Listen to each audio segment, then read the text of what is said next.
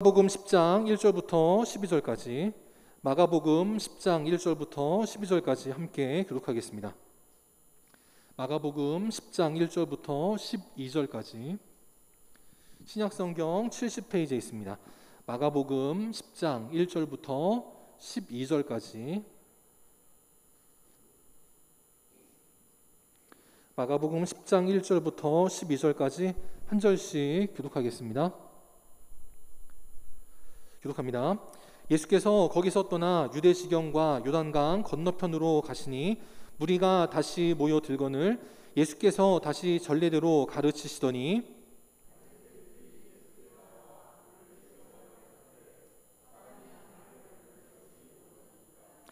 대답하여 이르시되 모세가 어떻게 너희에게 명하였느냐?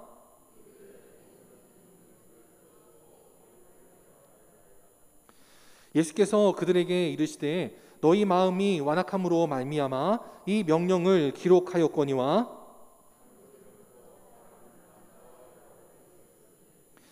이러므로 사람이 그 부모를 떠나서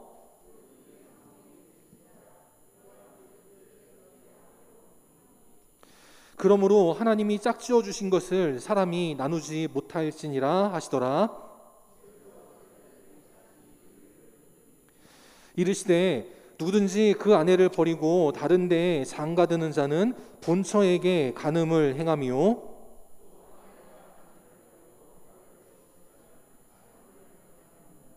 아멘. 이 시간 믿음의 가치관을 가지라라는 제목으로 함께 하나님 말씀 나누도록 하겠습니다. 오늘 말씀은 이제 보면 이혼에 관한 말씀인 것 같습니다. 행복한 가정, 순결한 가정을 이루라라는 제목 같습니다. 그런 면에서 찾다 보니까 행복한 부부 생활을 하는 동물들이 있더라고요. 호랑이입니다. 호랑이 수컷과 암컷이 저렇게 동물원에 있지만 사이좋게 부둥켜 안고 자고 있습니다.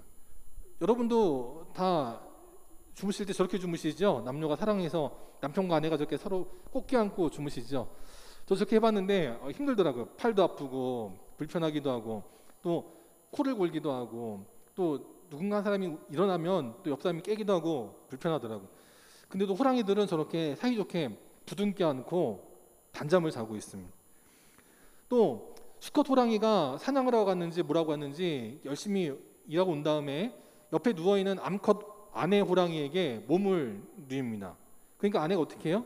이렇게 손을 뻗어가지고는 아유 우리 고생했어 내 남편 해가지고 이렇게 안아주더라는 거예요. 여러분 다 저러시죠? 남편이 일하고 돌아오면 저렇게 맞아주시죠? 아내가 일하고 돌아오면 아유 우리 집사람 고생했어 저렇게 안아주시죠? 네, 그런 행복한 가정인 줄 믿습니다.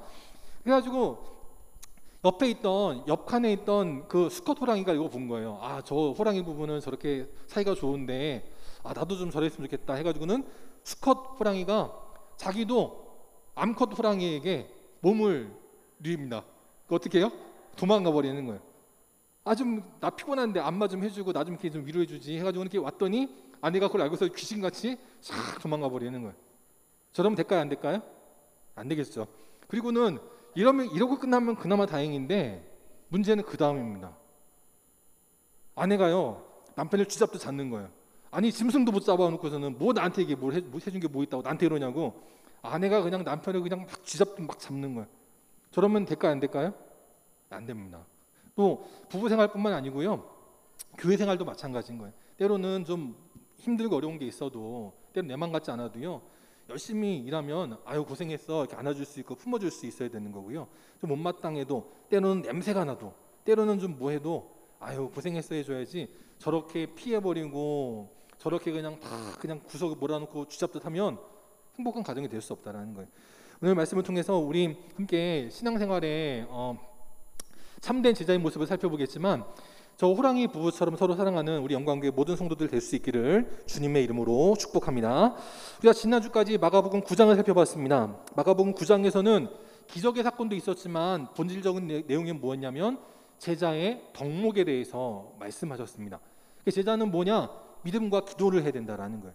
그래서 귀신 들린 자가 있어도 믿음과 기도로 그 귀신을 쫓아낼 수 있어야 되고 또 서로 누가 높냐 싸우는 것이 아니고 서로 나를 낮추면서 상대를 높이는 겸손이 있어야 되고 또 더 나아가서 서로 관용할 수 있어야 되고 더 나아가서 소금을 통해 음식이 맛을 내듯 예수 그리스도라는 소금을 통해서 우리 또한 신앙의 맛을 내는 화목한 인생이 되어야 된다. 이것이 참된 제자다라고 말씀하셨습니다.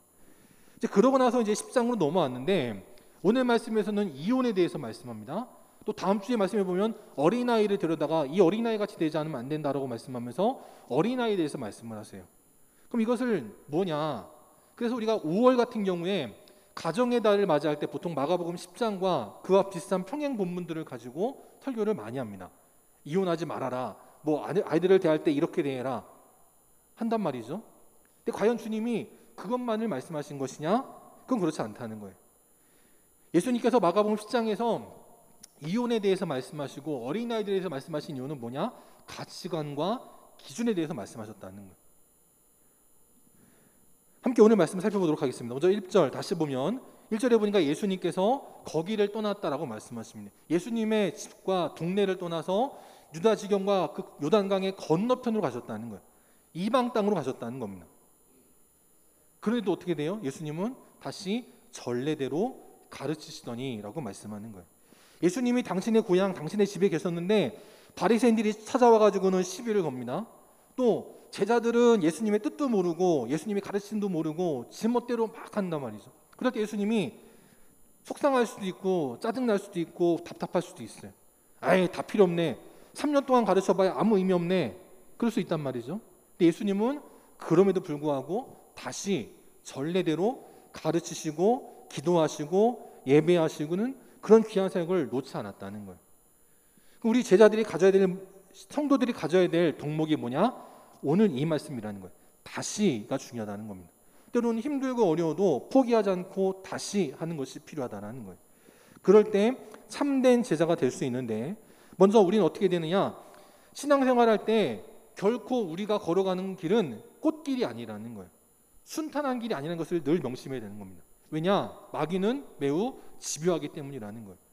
결코 우리가 신앙생활을 편하게 하도록 내버려 두지 않고 끝까지 우리를 물어뜯고 우리를 시험에 빠뜨리고 우리를 잡아뜨리려고 하는 수많은 음모와 계략을 끊임없이 펼치고 있다는 거예요. 예수님께서도 그래서 거기를 떠나신 거예요. 예수님의 동네를 떠나시고 예수님의 집을 떠나셨다라는 겁니다. 요단강 건너편으로 가신 이유가 거기에 있었다라는 거예요. 그런데도 불구하고 마귀들은 어떻게 하느냐? 2절에 보니까 바리새인들을 충동질해서 거기까지 예수님을 따라오게 한 거예요. 바리새인들은 이방 땅으로 가지 않습니다. 바리새인들은 유대 땅에만 머물러요. 근데 이 바리새인들이 어떻게 하면 예수님을 잡아뜨릴 수 있을까? 거기만 빠져 있으니까 그들이 그렇게 싫어하는 이방 땅까지도 찾아와가지고 예수님께 질문을 하더라는 거예요. 그 질문이 뭐냐면 아내를 버리는 것, 이혼하는 것이 옳습니까? 라고 질문을 하더라는 겁니다. 이혼을 해야 되느냐 말아야 되느냐 있죠. 저도 상담하다 보면 그런 상담을 할 때가 있어요. 어떤 분이 오셔가지고 면담을 요청하고 이렇게 함께 신방하면서 예배하다 보면 정말 세상에 그런 남편이 없어요. 그런 정말 개차반 같은 그런 남편이 없어요.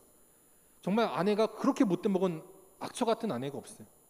그럴 때 와서 묻습니다. 이혼해야 할까요? 말까요? 묻습니다. 저도 그럴 때 심정적으로는 100번이라도 이혼하고 싶은, 이혼하라고 말하고 싶은 그럴 때가 있어요. 오늘 바리새인들도 자기 아내가 속을 썩여가지고 자기에게 와가지고 예수님에게 와가지고 이런 못돼 먹은 아내 버릴까요? 그래 괜찮을까요? 묻는 게 아니라는 거예요. 2절 말씀해 보니까 숨겨진 단어가 하나 있는데 그게 뭐냐면 시험이라는 겁니다. 내가 정말 부부 생활이 너무 괴롭고 힘들어서 그것 때문에 예수님에게 상담하고 면담하는 게 아니고 예수님을 시험하기 위해서 그럴싸한 질문을 던지더라라는 거예요. 왜 예수님에게 이런 질문을 하느냐? 이미 예수님은 다른 구절에 보니까 마태복음 5장 32절에 보면 이미 이혼하지 말라라고 하는 말씀을 하신 적이 있기 때문이라는 거예요. 누구든지 음행한 이유 없이 아내를 버리면 그는 간음한 것이다. 그리고 버림받은 여자에게 이혼 증서를 받지 않았는데 버림받은 여자에게 장가든 것도 간음한 것이다 라고 하는 말씀을 이미 하신 적이 있기 때문에 그 말씀 가지고 이번에 뭐라고 하시나 트집을 잡기 위해서 찾아와 시험거리를 던져주었다라는 거예요. 마귀는 우리를 넘어뜨릴 때 수많은 방법들 가운데 두 가지를 건드립니다. 첫 번째는 뭐냐면 갈라치기라는 게 있습니다. 지금 예수님은 가는 곳마다 많은 사람들이 예수님께 나왔습니다. 병든 자, 근심 걱정이 있는 자, 먹을 것이 없는 자, 돈이 없는 자, 인생의 소망과 목표가 없는 자, 누구라도 예수님께 다 나왔어요. 그때마다 예수님은 그들을 다 품으시고 그들의 삶의 문제를 풀어주었습니다. 그들로 하여금 주님 바라보고 하나님 바라보고 믿음으로 살아가도록 하나님은 그 모든 사람들을 믿음의 공동체로 하나가 되게 하셨습니다. 그렇게 모여든 사람에게 바리새인들은 갈라치기를 하는 거예요. 병들었지만 고침받았고, 돈이 없었는데 예수님 만나서 축복받았고, 마음에 근심 걱정이 있었는데 예수님 때문에 마음에 평안을 얻었고, 귀신 들렸었지만 예수님 때문에 자유하게 됐습니다. 믿음으로 하나가 되려고 하는 그 자리에 이혼이라고 하는 주제를 던지는 거예요. 이혼한 사람, 이혼 안 한 사람 있잖아요. 오늘 예수님은 그걸 가지고 건드리시는 겁니다. 그래서 만약에 이혼한 것이 옳다라고 하면 어떤 문제가 있느냐? 하나님의 창조 섭리를 어기게 되는 겁니다. 창세기 2장에 보니까 하나님께서 천지를 창조하신 다음에 남녀가 한 몸, 부부가 되어야 된다라고 말씀하셨어요. 그리고 이따가 보겠지만 그것은 결코 나뉠 수 없다라고 말씀하셨습니다. 하나님이 분명히 창세기에 둘이 한 몸을 이루어서 나뉘지 말라고 말씀하셨는데 예수님께서 이혼해도 괜찮다라고 하시면 그건 하나님의 창조 질서를 어기는 거거든요. 또 이혼한 것이 옳지 않다라고 하면 뭐가 문제가 됩니까? 누가 마음이 불편해요? 이혼한 사람들이 불편합니다. 나 이혼했는데 이혼하지 말라고 하면 어떻게 되는 거야? 그게 불편해지는 거예요. 그리고 더 큰 문제가 있습니다. 뭐냐면 그 당시 이스라엘의 왕 헤롯이 이미 동생의 아내 처제를 취한 것 때문에 세례 요한을 죽인 적이 있고요. 그것 때문에 이 헤롯은 이혼에 대한 스트레스, 노이로제가 있습니다. 그런데 예수님이라고 하는 분이 다시 살아난 세례 요한이라고 하는 그런 말을 듣는 선지자 예수님이 이혼이 옳지 않다라고 말하면 어떻게 될까요? 결국은 그 예수님도 죽이려 하더라라는 거예요. 마귀의 전략 두 번째가 뭐냐? 메신저를 공격하는 겁니다. 이런 말이 있어요. 메시지를 공격할 수 없으면 메신저를 공격해라, 이런 말이 있습니다. 누군가가 무슨 말을 했는데 그 말이 옳아요. 이쪽이든 저쪽이든 누가 들어도 그 말은 옳아요. 근데 기분은 나빠요. 그러면 그 말은 어떻게 할 수 없으니까 뭐라고 말하면 그 사람을 공격하는 거예요. 예전에 정부를 비판하던 어떤 사람이 있었습니다. 그 사람이 하는 말이 맞았어요. 이쪽도 저쪽도 그 말은 맞다고 다 했습니다. 그러니까 나중에 어떻게 말하냐면 근데 걔는 싸가지가 없어, 그러는 거예요. 말은 공격할 수가 없으니까 쟤는 싸가지가 없어, 그러면서 그 말을 한 사람을 공격하더라고요. 마귀도 마찬가지입니다. 예수님이 하신 그 수많은 기적이 있고 수많은 말씀들이 있어요. 그걸 공격할 수 없으니까 이제는 예수님의 말씀이 아닌 예수님 자체를 공격해서 죽여야겠다라고 하는 그런 공격을 하더라라는 거예요. 예수님이 공격받으셨으면 저나 여러분은 더 말할 것도 없죠. 우리도 신앙생활하다 보면 뜻하지 않은 어려움들을 만날 때 있습니다. 그럴 때 지금 우리가 당하는 이 어려움이 마귀의 갈라치기냐? 그럼 더욱더 모이게 하나 되도록 힘써야 되는 거예요. 누군가가 저 성도, 저 목사를 죽이려고 마귀가 공격하는 거면 우리가 더 지켜주고 우리가 더 품어줘야 된다는 겁니다. 그러지 않을 때 우리는 마귀에게 농락당하고 무너지는 안타까운 인생이 될 수밖에 없다라는 것입니다. 마귀의 별명이 있어요. 마귀의 별명은 뭐냐? 마태복음 4장에 보니까 시험하는 자다라고 말합니다. 요한계시록 12장에도 보면 그 마귀는 온 천하를 꿰는 자라고 말합니다. 요한복음 8장에도 보니까 그 마귀는 누구냐? 거짓말쟁이이고 거짓의 아비다라고 말하는 거예요. 그래서 그 마귀는 광명한 천사로 위장했다라고 말합니다. 마귀는요, 처음부터 뿔나고 꼬리 달리고 삼지창 같은 무기 들고 우리에게 찾아오지 않습니다. 마귀는 처음엔 그럴싸한 모습으로 나타나요. 우리의 마음을 사로잡은 다음에 그제서야 본색을 드러낸다라는 것을 늘 명심해야 되는 겁니다. 그러한 마귀가 심지어는 하나님조차도 깨려고 했습니다.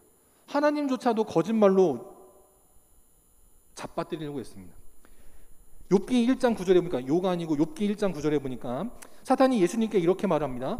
욥이 어찌 까닭 없이 하나님을 경외하리까? 라고 말하면서 까닭이 있으니까 하나님을 섬기는 거죠. 그 까닭을 뺏어가 버리면 욥조차도 하나님을 경외하지 않을 것입니다 라고 말했다는 거예요. 그때 하나님께서 사단에게 너 마음껏 해보아라 라고 말씀하셨습니다. 하나님께서 그렇게 말씀하신 이유는 사탄에게 속아서 말씀하신 게 아니고 분명한 믿음이 있으셨기 때문이었다는 거예요. 실제로 욥은 그래서 모든 것을 다 잃었습니다.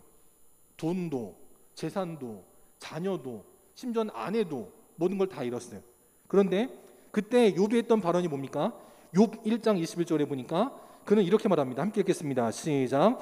이르되 내가 모태에서 알몸으로 나왔사온즉 또한 알몸이 그리로 돌아가올지라 주신 이도 여호와시오 거두신 이도 여호와시오니 여호와의 이름이 찬송을 받으실지니이다 하고 아멘.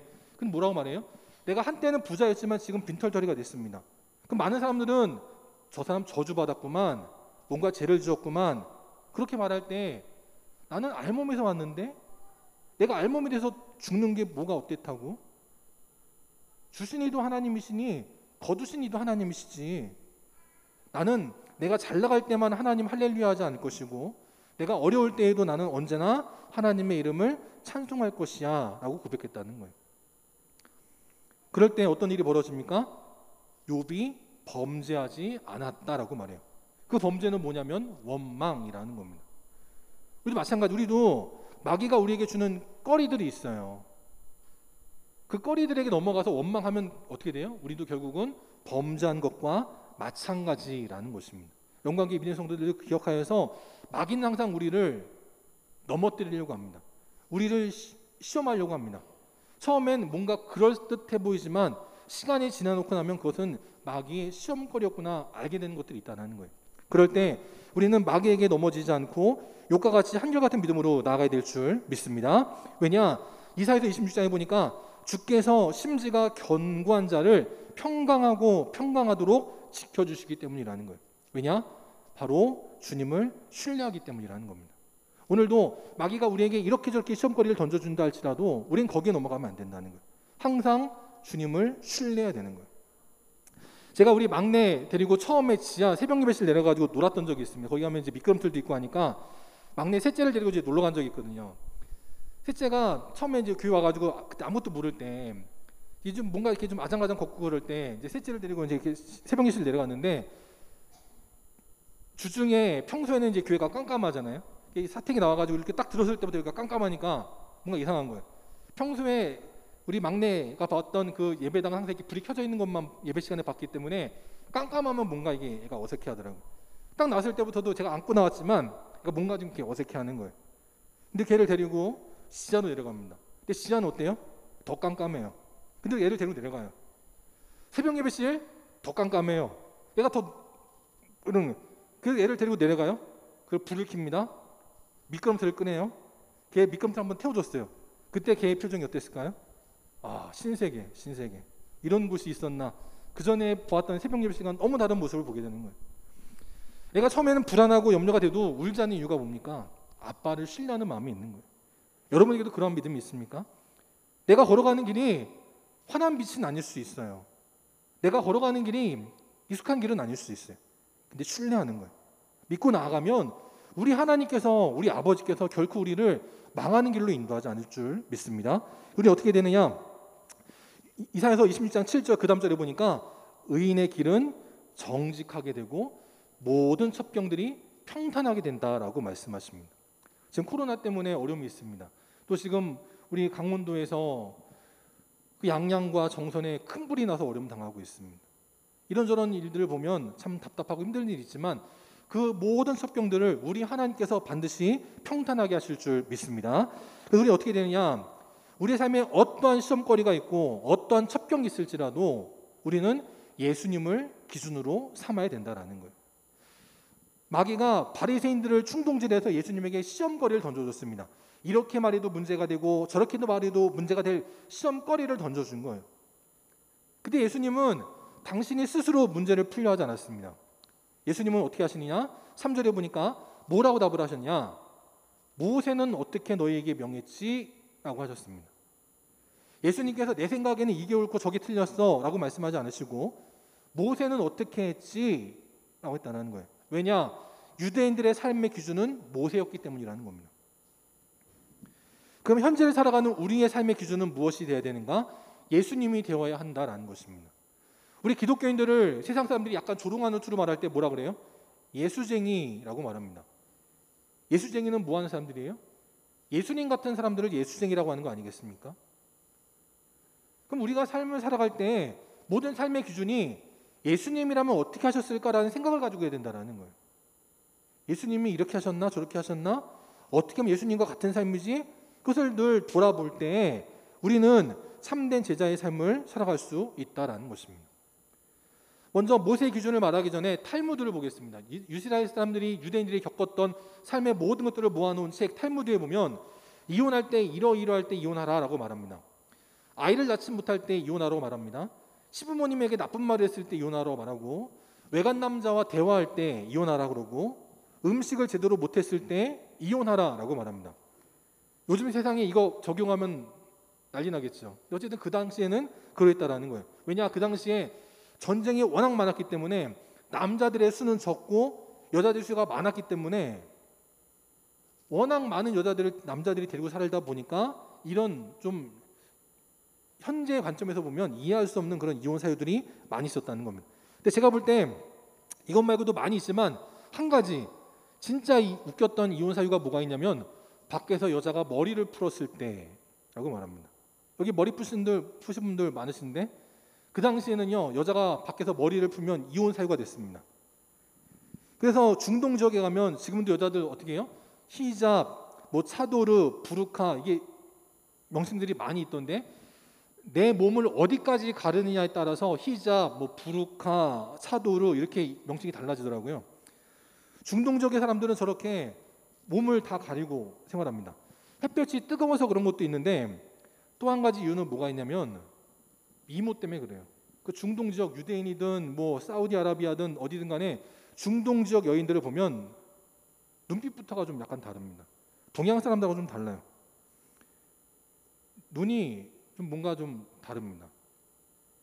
그리고 머리를 풀면 어떻게 되느냐? 이렇게 돼요. 그러니까 머리를 풀지 말라라는 거예요. 어쨌든 그러한데, 결국 그러면서 이혼에 관한 여러 가지 이유들이 많이 있지만 결국은 누구에게 유리한 사유입니까? 남자들에게 절대적으로 유리한 거예요. 여자들에게는 불합리한 거리들이 많이 있습니다. 근데도 불구하고 분명히 하나님께서 이혼하지 말라고 하셨는데, 4절에 보니까 그 바리새인들이 답을 합니다. 모세는 어떻게 말했었냐면 이혼 증서를 쓰면 이혼할 수 있다라고 말했다라는 거예요. 마태복음 5장 31절에 보니까 예수님께서도 이렇게 말씀하신 적이 있어요. 이미 모세의 가르침을 알았기 때문에 예수님 스스로도 이렇게 말씀하신 적이 있습니다. 누구든지 아내를 버리려거든 그냥 버리지 말고 이혼 증서를 써줘야 된다라고 말했다는, 그래야 그 여자가 다른 데로 시집갈 수 있기 때문이라는 겁니다. 근데 이혼 증서를 쓰고 이혼하라고 한 이것이 현재 관점에서 이해하면 안 되는데, 그 당시의 관점에서 이해를 해야 되는 것인데, 근데 그 당시 신약 시대뿐만 아니고 구약의 시대를 먼저 봐야 된다라는 거예요. 이게 좀 현재 우리하고는 좀 안 맞는 부분이 있어서 좀 어려운 부분이 있습니다. 신명기 24장에서 모세가 그러면 왜 이혼 증서를 쓰면 하나님이 분명히 이혼하지 말라고 하셨는데도 불구하고 이혼할 수 있도록 했느냐? 부부 생활하다 보면 때로는 좀 문제가 생길 때 있잖아요. 신명기 24장에 보니까 아내를 맞이해서 함께 살다가 보는데 뭔가 그 아내를 아내로 맞이할 수 없는 문제가 있잖아요. 수치되는 일이 있잖아요. 그러면 그것 때문에 그 아내를 죽이지 말라라는 거예요. 이혼 증서를 쓰고 그냥 이혼하지 죽이지 말라라는 거예요. 왜냐하면 신명기 22장에 보면 유부녀가 뭔가 나쁜 짓을 하고 뭔가 잘못된 짓을 하면 원래는 어떻게 되느냐? 둘 다 죽여야 되기 때문이라는 거예요. 모세가 이혼 증서를 쓰다가 하신 이유는 원래는 죽여 마땅한데 함부로 생명을 죽이면 안 되니까 죽이지 않도록 하기 위해서 이혼 증서를 써주어라 라고 봤다라는 겁니다. 그런데 모세가 이렇게 생명을 살리기 위해서 이혼 증서를 써주라고 한 것을 그 당시의 유대인들은 함부로 남용해서 내 마음에 안 들면 그냥 아무렇게나 이혼해버리고 세장가 가고 하는 일들을 하는 잘못을 범하게 되었다라는 것입니다. 그래서 예수님께서 오늘 말씀 5절에 보니까 이렇게 말씀하십니다. 그래, 모세가 이혼 증서를 써주라고는 했지만 너희 마음이 완악했기 때문에 이 명령을 기록한 것이야 라고 말씀하셨다는 거예요. 그럼 6절에 보면 원래 창조 때에는 하나님이 사람을 남자와 여자로 지으셨다라고 말씀하셨다는 거예요. 여기서 우리가 알 수 있는 창조의 원리 뭐냐? 차이를 인정해야 되는 겁니다. 남자와 여자가 같습니까? 다르죠. 근데 요즘은 남자와 여자를 똑같다라고 말하는 사람들이 종종 있습니다. 근데 힘부터 다른데요. 성향이 다른데 차이를 인정하지 않으려고 하는 사람들이 좀 있다는 겁니다. 차이를 인정해야 된다는 거예요. 하나님은 사람 만드실 때 처음부터 남자와 여자를 따로따로 만드셨다는 것을 인정해야 된다는 겁니다. 그러고 나서 어떻게 되느냐? 그 둘이 부모를 떠나서 한 몸이 돼야 된다는 것입니다. 그래서 결혼의 원리는 뭐냐? 화목이라는 거예요. 하나님께서 우리를 창조하셨는데 결혼할 때의 원리는 뭐냐? 화목하게 하는 것이 있다는 겁니다. 남자와 여자가 서로 너무 다르지만 다르다고 싸우지 말고 그것 때문에 갈등 일으키지 말고 한 몸을 이루어서 화목하라라고 하는 것이 하나님의 뜻이라는 거예요. 그 예수님께서 9절에 보니까 이렇게 말씀하십니다. 하나님이 짝지어 주신 것을 사람이 나누지 못할지니라 라고 말씀하셨다는 거예요. 그런데 불구하고 어쨌든 이혼할 수 있는 사유가 생기면 이혼하는 것이 어쩔 수 없다는 겁니다. 사람이 함부로 나누지 못하지만 그것 때문에 지지고볶고 맨날 싸우고 지옥 같은 일이 벌어진다면 차라리 이혼하는 것이 낫다라는 거예요.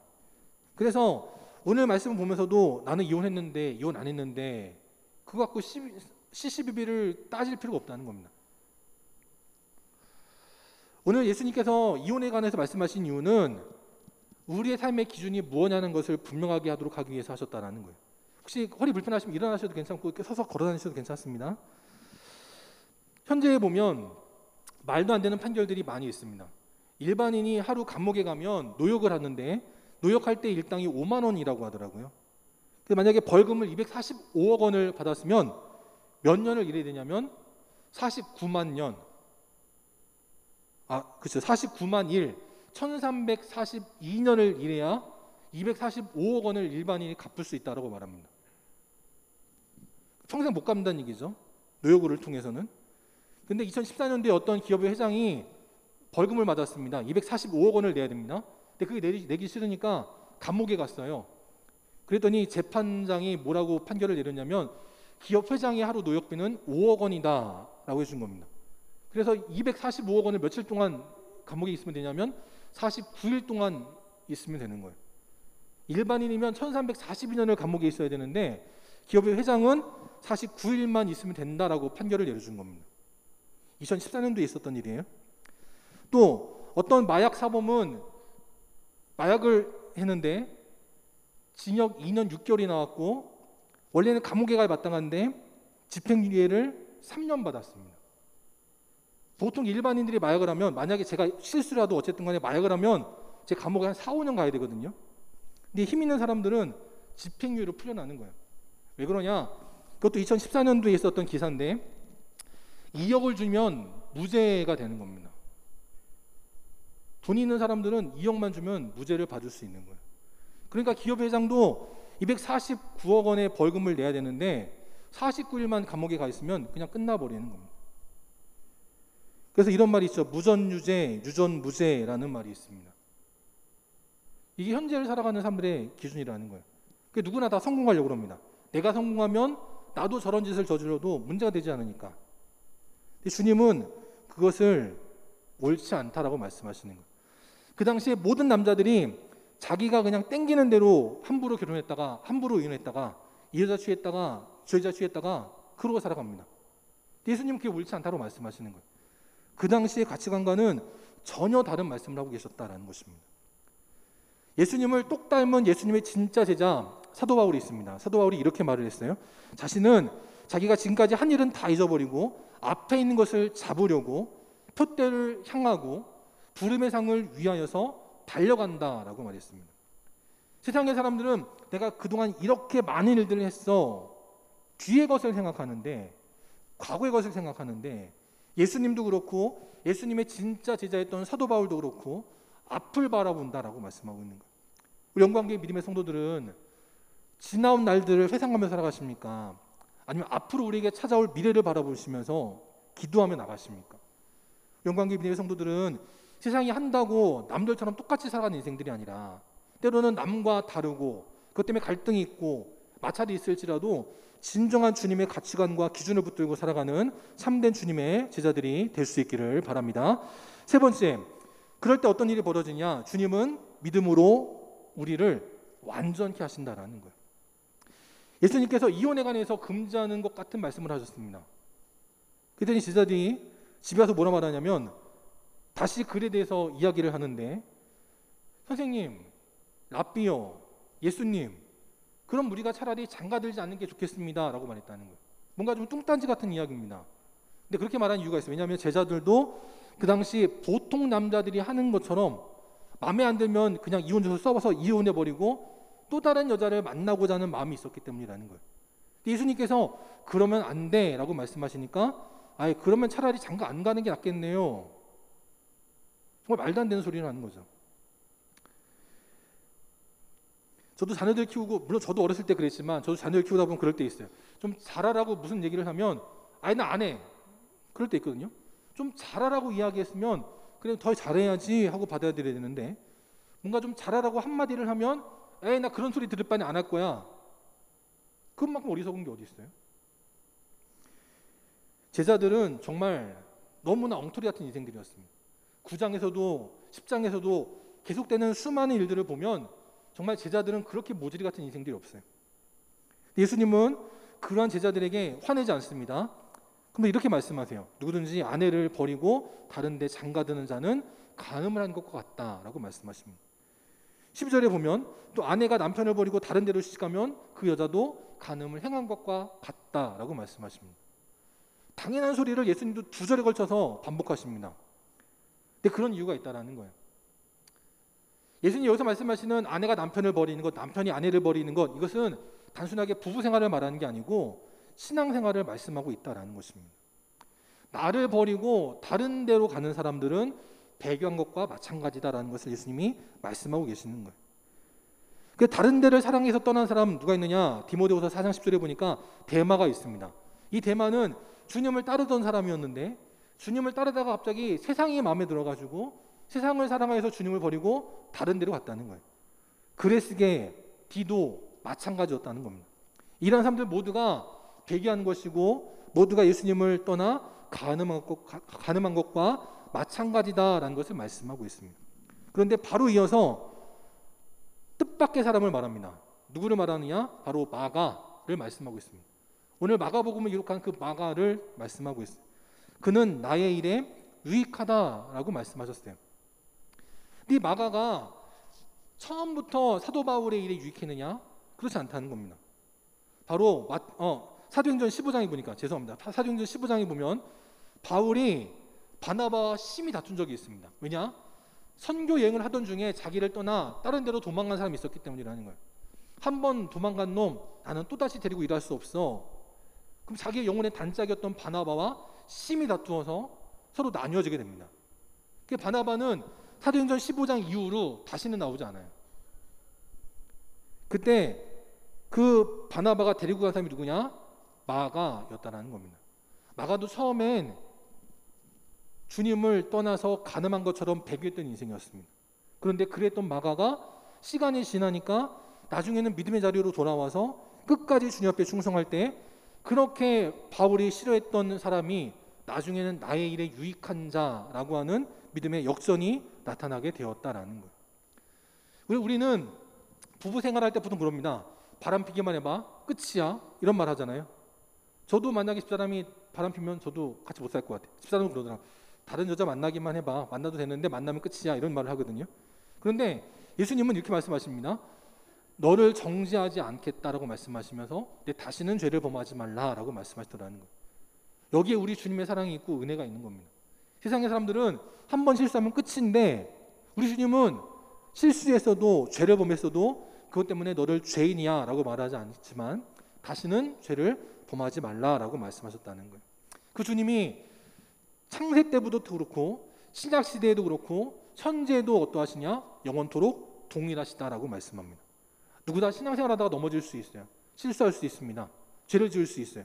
근데 그 주님은 여전히 오늘도 우리에게 너는 죄인이야 라고 말씀하지 아니하시면서 우리를 여전히 기다리시고 사랑하시는 은혜의 주님이다 라고 말씀하고 있는 겁니다.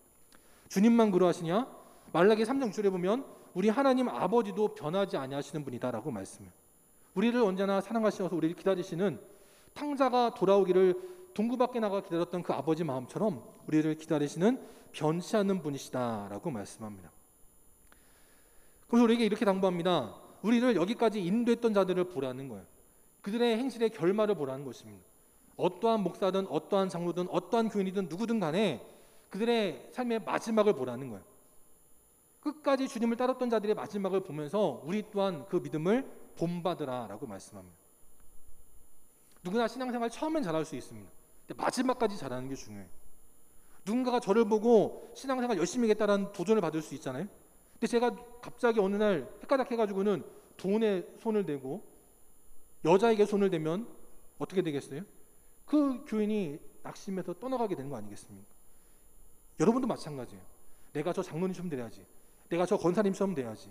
내가 저 집사님처럼, 저 속장님처럼, 저 인도자님처럼, 저 선교사님처럼 돼야지. 그렇게 해서 신앙생활을 하는데 내가 중간에 잘못해버리면 나 때문에 누군가가 시험받을 수 있다는 것을 늘 기억해야 된다는 겁니다. 우리는 그래서 마지막까지 세상의 가치관을 따라가는 인생들 되지 마시고 오직 주님의 가치관을 따라가는 믿음의 인생들 될 수 있기를 바랍니다. 그럴 때 어떤 일이 벌어지느냐? 바로 지난주에 보았던 소금과 같이 그 맛을 잃지 않고 소금의 맛을 나타낼 때 결국 우리는 화목하게 하는 거예요.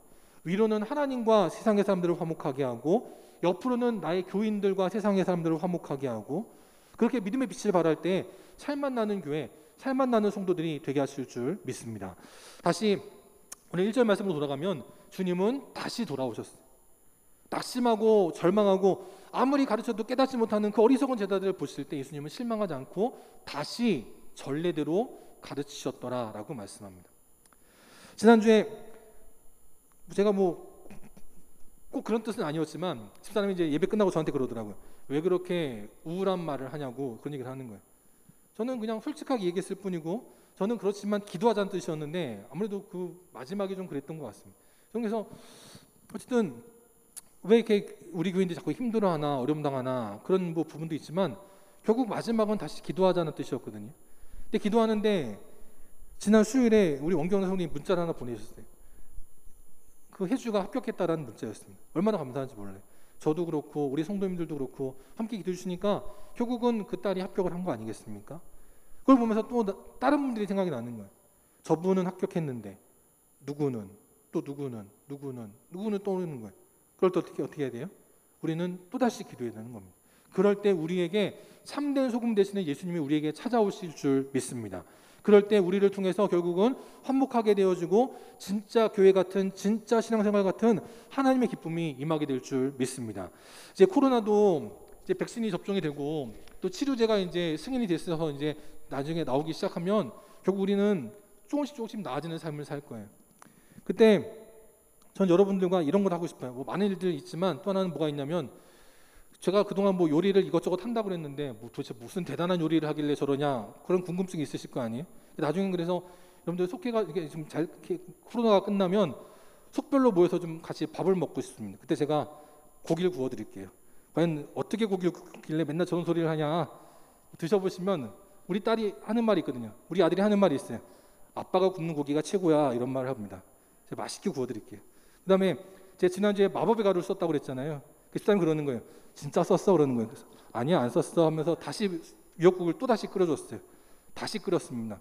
안 넣고 보는 앞에서 끓여줬어요. 먹었더니 그런 거 안 넣어도 맛있네 하는 거예요. 예.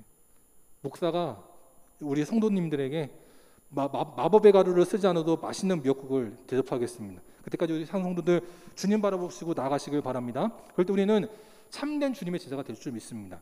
그래서 코로나도 끝나게 되고 우리 교회는 아까 우리 장로님 기도하신 것처럼 응답되는 교회, 부흥하는 교회, 주님을 기쁘시게 하는 교회. 그래서 우리가 믿음으로 나아갈 때 세상에 많은 자들이 소망하고 힘을 얻고 능력을 얻어 승리하는 복된 성도와 복된 교회가 될 수 있기를 주님의 이름으로 축원합니다. 찬송 323장 함께 일어나셔서 찬양하시겠습니다. 찬송 323장 함께 찬양하시고 축도로 예배 마치도록 하겠습니다. 323장 찬양합니다. 푸른 바다 나선 이 몸 어디든지 가오리다. 괴로우나 즐거우나 주만 따라가오리니 어느 누가 막으리까. 죽음이 늘 막으리까. 어느 누가 막으리까. 죽음이 늘 막으리까. 아골골짝 빈들에도 복음 들고 가오리다. 소돔 같은 거리에도 사랑 안고 찾아가서 종의 몸에 지닌 것도 아낌없이 드리리다. 종의 몸에 지닌 것도 아낌없이 드리리다. 존귀 영광 모든 권세 주님 홀로 받으소서. 멸시천대 십자가는 제가 지고 가오리다. 이름 없이 빛도 없이 감사하며 섬기리다. 이름 없이 빛도 없이 감사하며 섬기리다.